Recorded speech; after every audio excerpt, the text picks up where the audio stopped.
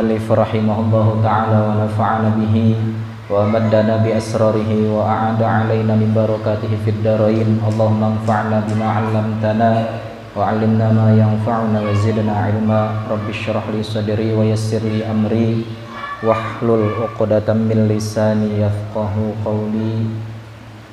Qalu subhanaka la ilma lana illa ma 'allamtana innaka antal alimul hakim. Hadis yang ketiga, masih penjelasan di dalam kitab Mukhtarul Ahadits di huruf hamzah. Hadis yang ketiga, baginda Nabi Muhammad sallallahu alaihi wasallam, beliau mengatakan afatul ilmi an-nisyanu wa idha'atuhu an tuhadditsa bihi ghaira ahlihi. Rawahu Ibnu Abi Syaibah. Afatul ilmi an-nisyanu, penyakit ilmu itu adalah lupa. Wa idha'atuhu, dan menyia-nyiakan ilmu, an tuhadditsa bihi ghaira ahlihi, engkau menceritakan ilmu, mendiskusikan ilmu bukan kepada ahlinya. Jadi hadis ini diriwayatkan oleh Ibnu Abi Syaibah. Afatul ilmi, penyakit ilmu, bencana ilmu itu adalah an-nisyanu, lupa. Kira-kira lupa itu ada obatnya enggak, Pak? Anak obatnya ora lupa, anak ingat. Ya kan, laka obatnya lupa, satu doang ingat. Penyakit ilmu itu adalah lupa. Ini penyakit yang dialami bagi setiap pelajar, peneliti ilmu. Jadi penyakitnya itu adalah lupa. Seorang psikolog dari Jerman pernah mengatakan bahwa ilmu yang kita pelajari itu akan lupa selama masa 2 hari. 2 hari lewat, lupa dengan apa yang telah kita pelajari. Malam Selasa kita ngaji bab wudu, itu akan lupa selama 2 hari kalau tidak ditulis. Itu menurut psikolog dari Jerman. Makanya ada ungkapan al ilmu saydun, ilmu itu diibaratkan seperti binatang buruan. Wal kitabatu qaiduhu, tulisan itu adalah ikatannya, ikatnya, pengikatnya itu adalah tulisan. Maka gimana binatang buruan, Pak? Binatang buruan itu akan lari kalau kita tidak mengikatnya. Begitupun ilmu, ilmu akan lari, akan pergi kalau tidak diikat. Maka mengikat ilmu itu dengan apa? Dengan tulisan.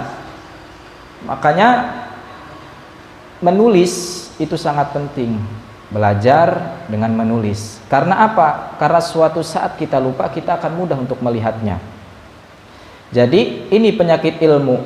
Lalu apa sih yang menyebabkan ilmu itu bisa lupa?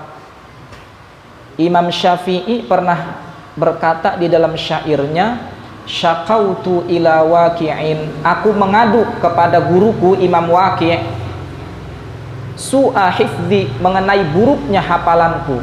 Imam Syafi'i ini, Pak, beliau sekali lihat, sekali baca itu akan hafal Imam Syafi'i. Sekali ngebaca segini langsung hafal Imam Syafi'i.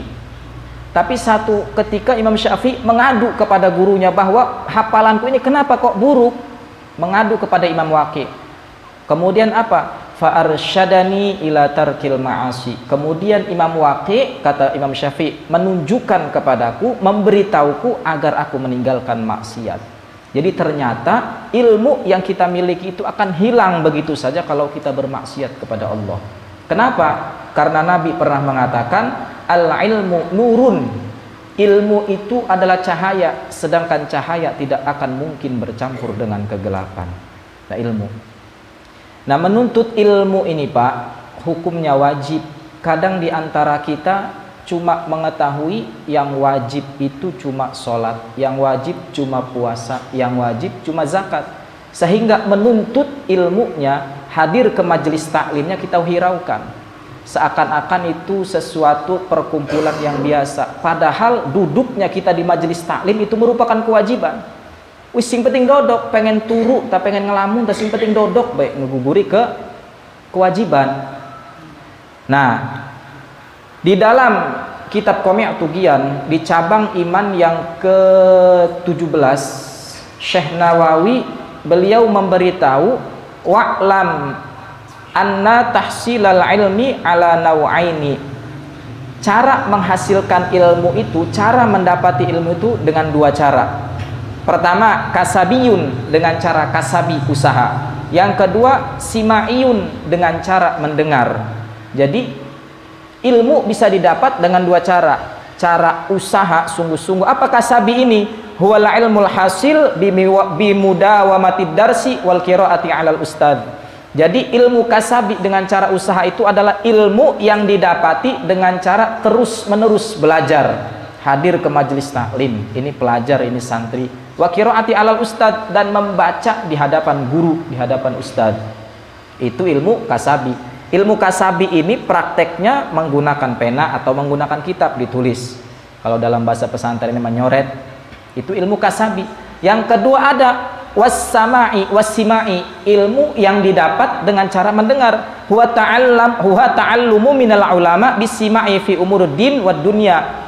Ilmu sima'i ini bisa didapat dengan cara belajar dari ulama, belajar dari ustadz, belajar dari kiai, hadir di majelis taklim mengenai urusan agama ataupun urusan dunia.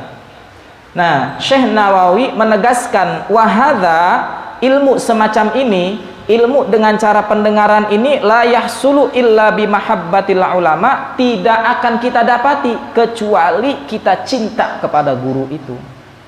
Kita duduk di majelis taklim, kita belajar di majelis taklim dimanapun tempatnya. Cara kita belajar dengan sima'i, dengan mendengar. Ini kita tidak mungkin sampai ilmu itu kepada kita kalau kita tidak cinta kepada pengajarnya. Makanya satu Pak, kalau kita pengen datang ke majelis taklim manapun, cintai dulu pengajarnya, baru cintai pelajarannya. Maka dua-duanya ini nggak akan masuk. Kalau kita cinta kepada pelajarannya, tapi kita tidak cinta kepada gurunya, ilmu susah masuknya. Sebaliknya, cinta terhadap gurunya tapi tidak cinta terhadap pelajarannya, ini pun sulit, orang bakalan manjing. Seperti kita SD, waktu sekolah, kita senang nih sama gurunya, tapi kita tidak senang sama pelajarannya, pelajaran matematika, orang bakalan ngudeng sekalipun kita demen karo gurunya. Kita cinta terhadap pelajarannya tapi tidak cinta kepada pengajarnya, sama aja, itu tidak akan masuk ilmunya. Jadi cara ilmu sima'i bisa kita dapat ini dengan cara bimahabbatil ulama, kita cinta kepada para ulama, cinta kepada para ustadz, kiai. Jangan sampai kita membenci kepada para ulama. Kenapa? Nabi pernah mengatakan ulama itu dagingnya itu bagaikan racun. Bagaimana racun? Seseorang yang membenci ulama, maka dikhawatirkan dia akan mati dalam keadaan su'ul khotimah. Na'udzubillahi min dzalik. Bahkan kalau seseorang cinta kepada ulama, ini Nabi yang ngomong Pak, kalau kita cinta kepada ulama, kita sering hadir ke majelis taklim, maka nanti suatu saat, ini pasti kata Nabi, anak cucu keturunan kita pasti nanti akan ada yang jadi ulama. Itu Nabi yang ngomong. Wal ikhtilati ma'ahum, kemudian ilmu sima'i ini bisa kita dapati, ilmu mendengar ini bisa kita dapati dengan cara berkumpul di majelis taklim, duduk di majelis taklim. Nah sekarang ini sudah mudah Pak, kita bisa dengar pengajian cuma duduk di kamar sambil tiduran, HP buka kabeh wake ning Facebook, ning YouTube, ilmu sampai memang, tapi keberkahannya tidak ada. Kenapa? Karena enak-enak turuan ning kamar. Coba kalau datang ke majelis taklim, ngelawan semua ujian cobaan, sing pengen ngopi, pengen nonton TV dilawan, pengen hadir di majelis taklim. Kelebah hujan gerimis. Makanya Nabi pernah mengatakan utlubul ilma walau bainaka wa bainahu bahrun min narin. Carilah ilmu, tuntutlah ilmu sekalipun kamu terhalang antara lautan yang terbuat dari api.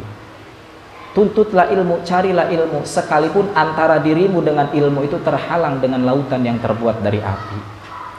Sekalipun ada lautan, meskipun kita harus menyeberangi lautan yang terbuat dari api, kata Nabi, seberangi kalau untuk menuntut ilmu. Tapi kadang kita memales Pak ya, ajakan anak lautan sing api, ngerimis begois males juga.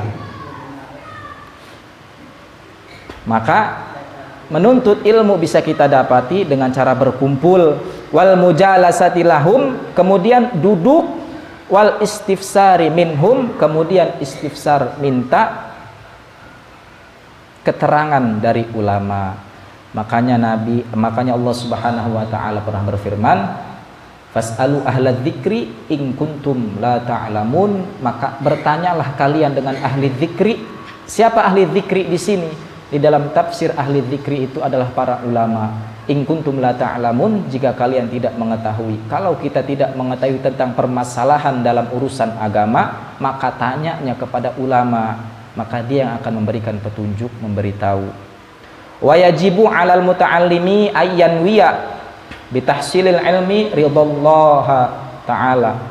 Pertama, wajib bagi setiap penuntut ilmu, ini kita ini maksudnya penuntut ilmu, Pak. Semua kita ini termasuk orang penuntut ilmu. Wajib bagi kita menuntut ilmu itu niatnya, pengen dapat ilmu itu ridallahi ta'ala. Pertama, kenapa kita duduk di majelis taklim mendengarkan ilmu? Tujuannya apa? Niatkan dalam hati untuk mendapatkan ridho dari Allah Subhanahu wa taala. Kalau Allah sudah ridho kepada hambanya, apapun yang hambanya itu pinta pasti Allah berikan. Ridho Allah pertama. Yang kedua, waddarul akhirah. Tujuan kita menuntut ilmu karena pengen darul akhirah, surga. Karena pengen surga, mengharapkan keselamatan di akhirat. Wa izalatil jahli an nafsihi an sairil juhal. Kemudian niatkan menuntut ilmu itu untuk menghilangkan kebodohan yang ada pada diri kita. Mengapa seperti itu? Karena kalau kita tidak belajar, kita tidak menuntut ilmu, maka kita akan merasa bahwa diri kita itu sudah cukup. Coba kalau kita tidak belajar, ning umah baik, kita merasa wis cukup kita mah. Tapi kalau kita duduk di majelis taklim, kita tahu sesuatu yang tidak kita tahu, baru kita paham, oh ternyata iya ya, saya ini masih bodoh, masih belum ada yang saya ketahui. Semua Pak, semua kita setiap tahu satu ilmu pasti kita akan merasa bodoh. Maka orang yang pintar, orang yang cerdas itu adalah orang yang selalu haus dengan ilmu. Jadi kemanapun dia berada selalu bawa gelas kosong. Apa gelas kosong? Dia selalu menginginkan nasihat, dia selalu menginginkan ilmu dari orang lain. Jadi niat menuntut ilmu itu pertama ridho Allah. Yang kedua karena ingin mengharapkan darul akhirah, surga. Yang ketiga karena ingin menghilangkan kebodohan yang ada dalam diri kita. Wa ihyaiddin, kemudian untuk menghidupkan agama Islam, untuk menghidupkan agama Islam.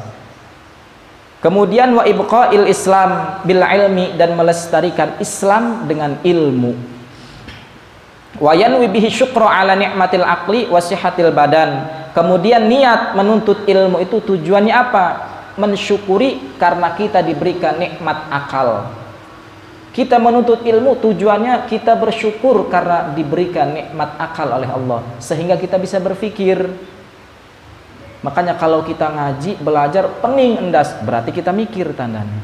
Makanya pening, pusing. Belajar itu bang pening Pak. Rukun wudu, rukun sholat, syarat sah wudu, syarat sah sholat, dipikiri siji-siji pening. Berarti kita mikir, kita bersyukur masih diberikan akal oleh Allah Subhanahu wa taala. Kemudian wasihatil badan, karena kita masih diberikan sehat badan. Berapa banyak orang yang ingin hadir di majelis taklim, keinginan ada, tapi badannya tidak sehat. Maka kita untung, kita masih diberikan sehat badan, masih diberikan kemauan, masih diberikan kesempatan, maka kita bersyukur. Wala yanwi bihi iqbalan nasi ilaihi, tapi jangan sampai kita menuntut ilmu itu tujuannya pengen iqbalun nas, pengen dipuji oleh orang lain, pengen dapat sanjungan dari orang lain. Jangan sampai ada dalam hati kita, jangan sampai kita niatkan seperti ini. Wastijlabi mata'ad dunya wal ikram 'inda sultan wa ghairihi, jangan sampai menuntut ilmu tujuannya untuk mengambil barang-barang dunia atau untuk dimuliakan di sisi pemimpin. Maka niatkan menuntut ilmu ini karena pengen mengharapkan ridho dari Allah Subhanahu wa taala. Mudah-mudahan kumpul kita di tempat ini, di tempat yang mulia, mendapatkan ridho dari Allah Subhanahu wa taala. Itu sedikit hadis mengenai afatul ilmi an-nisyan, Sedangkan wa idha'atuhu an tuhadditsa bihi ghaira ahlihi, dan menyia-nyiakan ilmu itu adalah mendiskusikan ilmu bukan kepada ahlinya. Jadi kalau kita pengen diskusi tentang ilmu apapun, ilmu itu bukan cuma ngaji. Bukan cuma ngaji, semua ilmu dunia itu pun ilmu. Ilmu perdagangan tentu kita bertanya kepada orang yang paham tentang ilmu dagang. Maka kalau kita menceritakan, berdiskusi sesuatu bukan pada bidangnya, maka ini menyia-nyiakan, kata Nabi. Setiap orang itu tajam pada bidangnya masing-masing dan tumpul bukan pada bidangnya. Maka kalau kita pengen mendiskusikan sesuatu, diskusikan kepada ahlinya. Itu kata baginda Nabi. Rawahu Ibnu Abi Syaibah wallahu a'lam bishawab.